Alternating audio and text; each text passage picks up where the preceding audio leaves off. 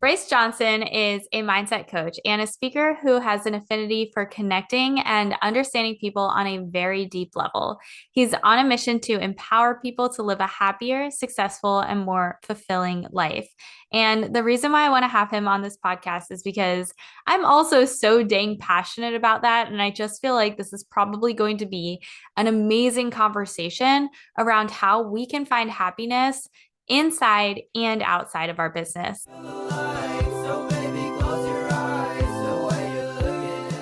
My name is Arden Schiller, and I'm an online business coach. I'm here to help you grow without the hustle and grind, embrace the space and the in between, and find joy and fulfillment in your business. Starting the podcast, we had some really deep connections around just who we've been as people and how we actually have found our own happiness. And I know we were just talking about this, but what do you believe happiness truly comes from? Yeah, first of all, I appreciate you having me on here, Arden, and excited to deliver some knowledge to your audience today, both from a happiness perspective within our business, with outside our business, and just in life in general. And so, for me, happiness is really it's just a choice. It's something that we can choose in each and every moment of every single day. And I think a lot of people get caught up in happiness being some grand accomplishment or some large item, but it can be something super simple, like going for a walk in the morning or enjoying a cup of coffee. Happiness is literally right in front of us as long as we are willing to choose it and willing to look for it. Right. Oftentimes we get so caught up in assigning happiness to certain things, whether that's people or places or material possessions. And Yeah. we play the if then game. Have you ever heard that? Oh, yeah. All this. Yeah. Yeah. I used to be So, someone who I felt like I would victimize myself a lot around it and be like, well, if I just had, X, Y, and Z, I would be happy. Or, if I was just at this point in my business, I would be happy. And then it's like you reach that point and you're still not happy. And it's like, well, then it's just the next level. It's the next level. And it gets to a point where you're like, holy shit, it's not about the achievements. It's not about the material items. It's literally about every night I watch the sunset. I don't know if you see this on my Instagram. I go to Lost Street here in San Diego, Lost Street Beach.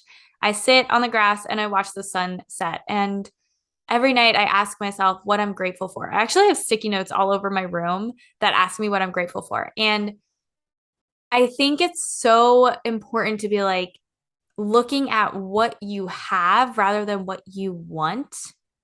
It's not a bad thing to look at what you want, but really focusing on what you have is going to bring that happiness. You know what I mean? absolutely. And I love how you just like it's that little moment. It's just you sitting on the bench or the grass and watching the sunset and bringing gratitude in. Because if we're not grateful for what we already have in our lives, more is not going to make us appreciate that any differently. It's just going to leave us wanting more.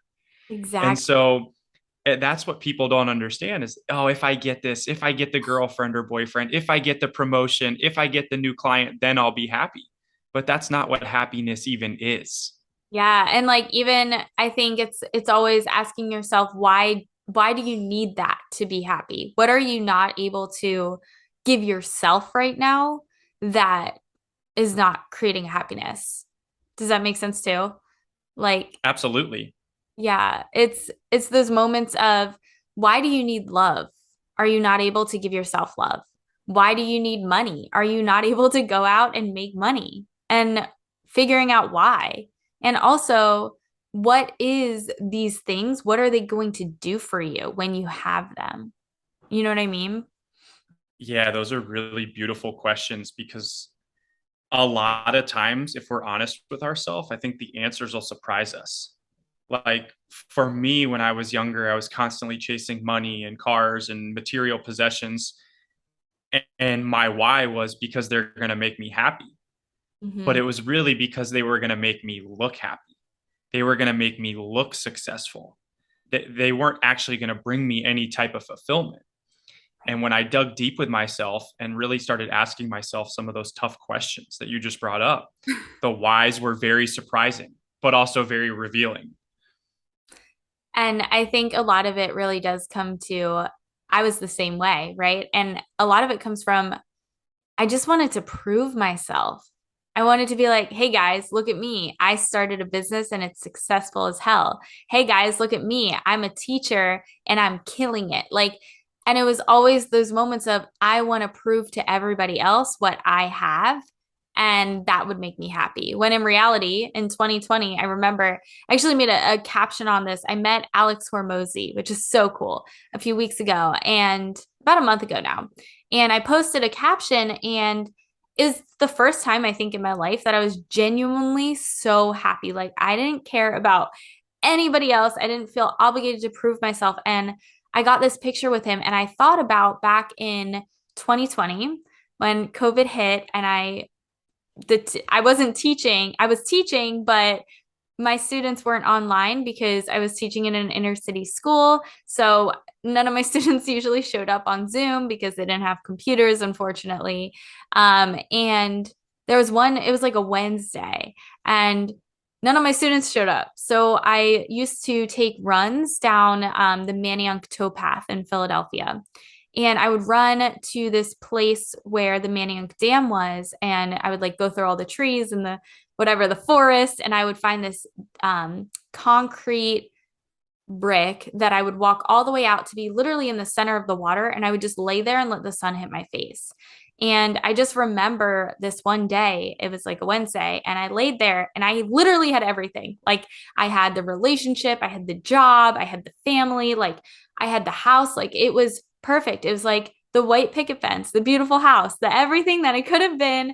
I was ready to like start a family, get engaged, get married, and I literally just started crying because I was laying there looking at the sun, and I was like, but I'm not even happy. Like I have it all, but I literally hate where I'm at. And that was like so life changing. That's actually when I was like, I need to do something for me. Like I need to start living my life to find happiness. I need to stop living for other people and to prove myself. Thank you for sharing that. And I can definitely resonate. And I have a similar story, but I'm going to relate this not to my story, but to your listeners. When we are constantly looking for happiness in other places, like we talked about earlier, whether that's people or places or things or what society tells us, when we acquire all those things and we're still unhappy, that's a major sign that we are not doing things for ourselves.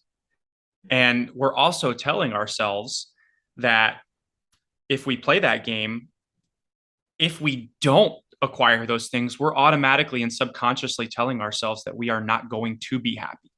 And Oof. so we rob ourselves of that happiness by attaching happiness to people, places, or things. And for example, this person makes me happy, etc.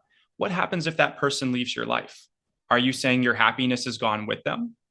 Now, people should add joy to your life and they should bring value to your life. The But at your cherry on Sunday. at That's your what I call it. core, I love that. At your core, somebody else does not bring you full happiness and they do not dictate your happiness. And so we have to understand that.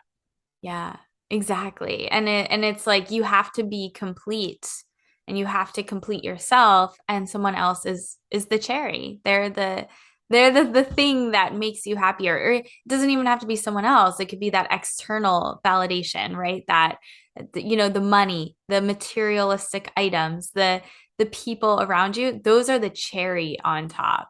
But if you're not a complete version of yourself, first off, your business will never be complete. Let's talk about that, right? Like you are a reflection of your business. So if there's stuff that are things that are not healed or things that are missing within, then you're going to see that and see and have to go back and close those loops in your business over and over and over, right?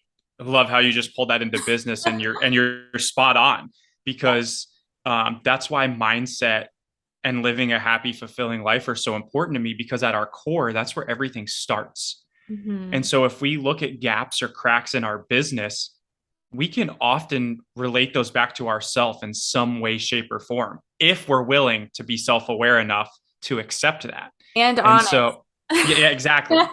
And so that's where a lot of the cracks in business come in is we can look right back to ourselves and we can ask ourselves why, or we can dig deep with ourselves to uncover why we're not reaching certain sales milestones, why we're not delivering the value or product or service to a client or customer, whatever type of industry you're in.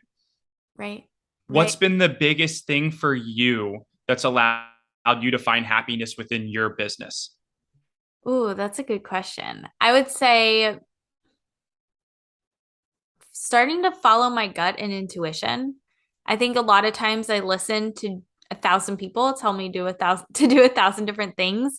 I actually just recorded a podcast last week on this too, on what I wish I knew. And I think a lot of it was like, I wish I didn't just listen to everybody. Like, I wish I just did what I felt pulled to do, because I think my first year of business could have been double the amount of what I made if I didn't feel like obligated to listen to what everyone else had to say, because it made me unhappy because I was doing stuff that I wasn't aligned with, that didn't feel good.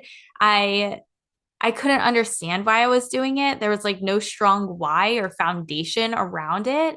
And now I've just really been able to create this so strong foundational why. I was like talking to my team about this the other day. I was like, my why is stronger than it's ever been, that I am so motivated to work. Like, I show up and I'm like executing better than I ever have in the last 2.5 years that I've been running my business. Literally, like, I'm ready to just take over the world.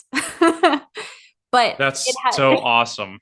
right? And it just had to come from being like, what do I want that makes me happy?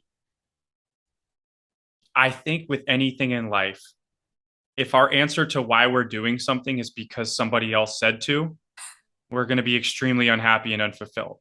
Now, there are times, especially in business or where we're learning something new, where advice is great and maybe we should try to implement, but we should be knowing specifically why we're doing it.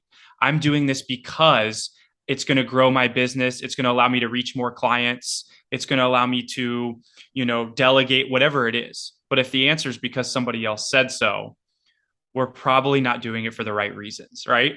Right.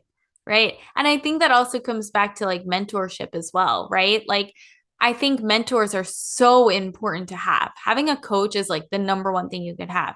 And also, your coach doesn't have to be someone that you literally copy, right? They're there to give you suggestions and to guide you. They're not there to tell you what to do, right? And I think far too often I see a lot of people in the coaching industry telling rather than guiding. And I see a lot of clients looking at that and saying, like, well, I'm not successful because of my coach. And it's like, no, you don't have to do everything your coach says. And you bring in a great point about mentors and coaches in general, because our job as coaches or as mentors is to help fast track people to where they want to be personally or professionally. And that's the beautiful thing about hiring somebody who's willing to go through it with you. It speeds up that curve. Sure, you can learn a lot of things on your own through YouTube. There's a lot of opportunity in the world right now with technology, but it may take you 3 years. Where a coach or a mentor who's been through it, their guidance could, reduce that learning curve by 50%, 75%, depending on the scenario. So I love that you bring that into, and we need coaches in life. We Coaches need coaches, mentors need mentors. That's how we grow, and that's how we better serve other people in what we do.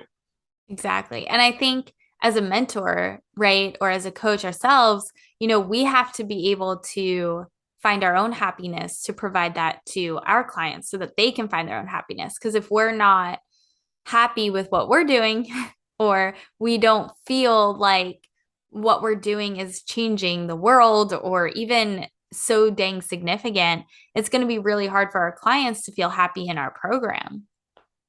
Oof, really good point. And when we do anything in life, personally or professionally, that is not in alignment with who and what we are, it's incredibly hard to create and harness the energy to provide value and to enjoy our lives and find happiness. And Boom. so, if we are jumping into a business just because, hey, this is going to make me a bunch of money, but I hate everything about it, you're going to get really burnt out.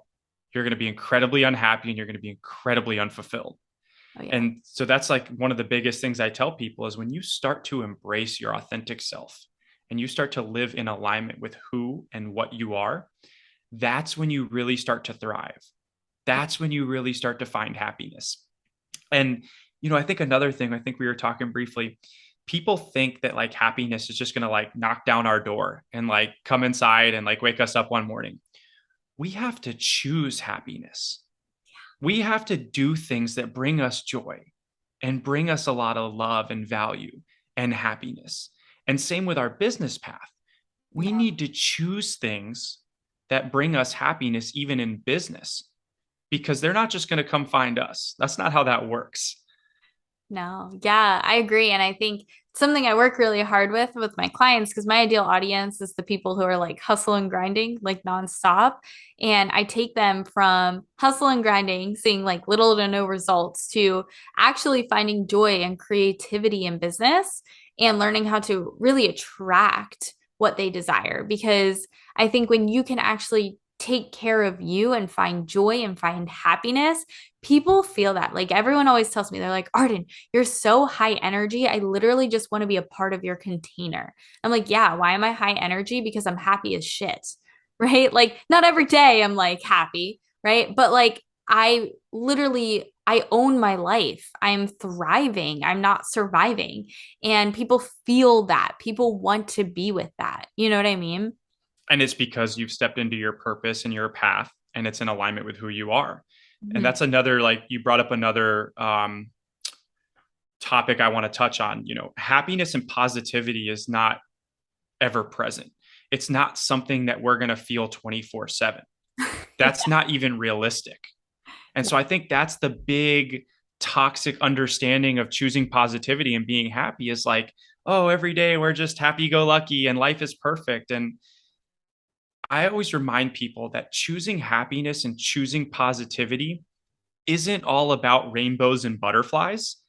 It's about understanding how to deal with unhealthy situations in healthy ways. Oof, I love that. And that's why we choose positivity and that's why we choose happiness.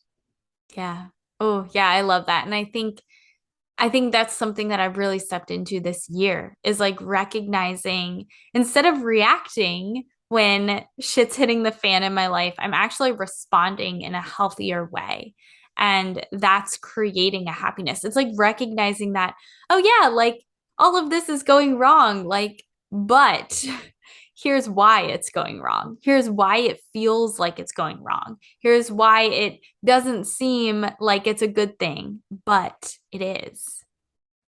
And when you're able to approach life like that, you're able to, like you said, not react, but be thoughtful and be proactive in the way you approach those situations. You recognize, okay, I'm in an unhappy or unhealthy situation, or I'm feeling a less than favorable emotion, or my business is driving me crazy, whatever it is. And you can take a few minutes and you can breathe and you can analyze the situation and then attack it or approach it in a way that serves us. Exactly. Oh, Yeah. yes. So amazing, amazing. So if you could give our audience one takeaway for finding happiness both inside and outside of business, what would you say is like an action item that they can do today to be able to step into that? Yeah, this is something I speak on a lot. I give to a lot of my coaching clients, and it's to get out a pen and paper and it's to write down everything that makes you happy. I don't care how big or small it is. Everything that makes you happy, from that morning walk to the cup of coffee to playing with your dog, maybe it's dinner with friends, whatever it is. Listening to this podcast? Listening to Arden's Yeah. podcast, whatever it is, write that down. And then you pick something on that list, or one or two things that you're going to do every day. Or maybe you start cycling through them. But you have to start choosing and creating happiness in your life. And so if you have a master list to work on, every day you wake up or every night you go to sleep, you go, you know what? I'm going to do that tomorrow. And that's going to make me happy. And there's nothing too big or too small on that list. And it's a beautiful way to start if you're really just struggling in your life, or you're, and this goes for your business too. If your business is not bringing you joy, get back to your basics. Jot down what makes you happy. What do you enjoy about your business? What makes you excited to show up for your business? And then start regularly choosing those things, no matter how big or small they are. I love that. I love that. And what is one of those things that you do? Oh, good question. Body movement. I'm very big into fitness, so whether it's the gym or yoga or going for a walk, movement is something that brings me a lot of joy, and it also has a lot of really positive benefits outside of the physical. There's a lot of really good mental benefits. So that's kind of one of those non-negotiable happy items for me is doing something fitness related. I'm the same way, obviously. And then I also really love recently I told myself probably back in like August, I was like, I'm going to rollerblade 2 to 3 times a week. So that's something that I've been like loving. So that's one of yours. That's is rollerblading. I love that. Yeah. And see, it's as simple as that. It's just say, I'm So just going to fun. throw on the rollerblades and go skate for a little bit and go blade. And that brings you a lot of joy and happiness. And we just have to start choosing those things. And the more we choose them, the more happiness we foster in our lives. Yeah, exactly. So, well, thank you so much for joining this podcast, Bryce. Like, you gave so much amazing insight, and I'm just really grateful to have you here. So, where can the audience find you on social media? Great question. I am on Instagram. It's really the only platform I use right now. And I can be found at mindfully motivate. Cool. At And mindfully motivate. I'll put in the bio too, so people know as well. Awesome. So, all right. Thank Well, you for thank having me. you so much. Yeah, super awesome to talk about this, and hope you have a great weekend. Same to you. Enjoy rollerblading.